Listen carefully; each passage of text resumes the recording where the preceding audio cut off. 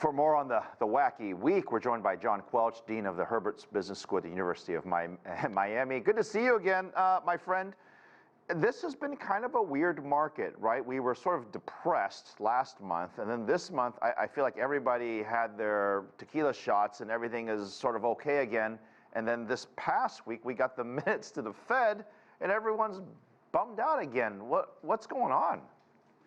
Well, the volatility that you refer to, Phil, reflects the uncertainty among investors as to whether or not the Fed is going to continue on its interest tightening program with another 75 basis points increase in September, while others think that inflation is abating somewhat, sufficient to warrant perhaps only a 50 basis point increase.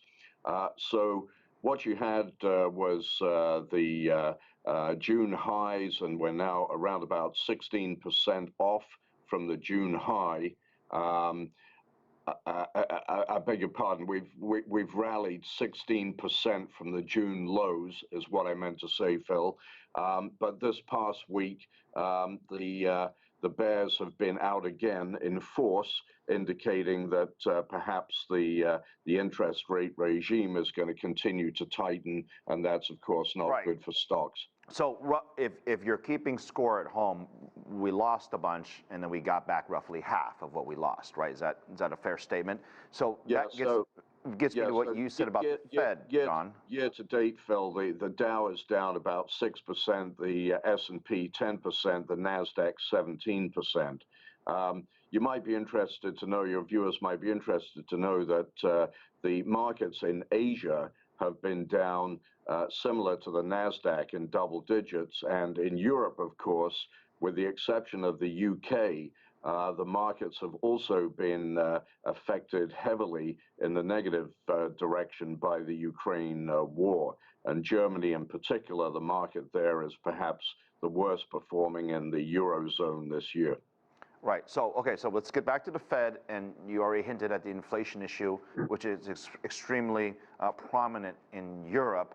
But whether the Fed raises by 50 basis points or 75 basis points, I guess what I don't understand is I feel like the market is overly obsessed to what the Fed's going to do every 4 or 5 weeks. And I know we have another meeting coming up, but to me, if they don't raise rates, it means that they're probably nervous about what the economy has already done.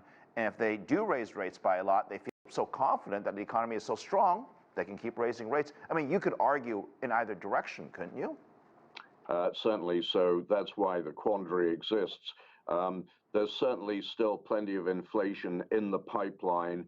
Many of the supply chain disruptions have not yet been sorted out.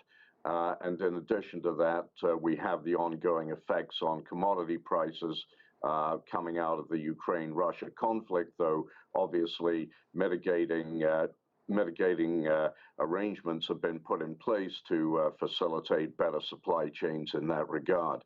But overall, there's still plenty of inflation in the pipeline, and the Fed has to be determined to dampen that inflation further.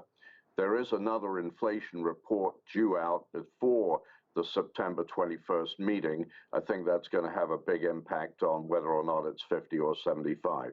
Right. Okay. So it's Friday here where we are, and I want to think positive here. So I'm going to throw out a bunch of positive things, and you tell me why you think I might be wrong. So oil prices have pulled back somewhere between 15 and 20% already, right? We've seen prices at the pump, real prices, what people are paying, drop from over $5 to now just over $4. In fact, many places even below that. Things have seemed to have mitigated. We've seen rents come down in major cities across the U.S. The housing market has settled in a little bit, and it just seems that there is bits and pieces of good news out there. What am I getting wrong? I think there has been some correction in a positive direction, as you indicate, but if you compare the situation to 1 year ago, most people are still paying significantly higher gas prices, and in many parts of the country, their rents have been put up considerably.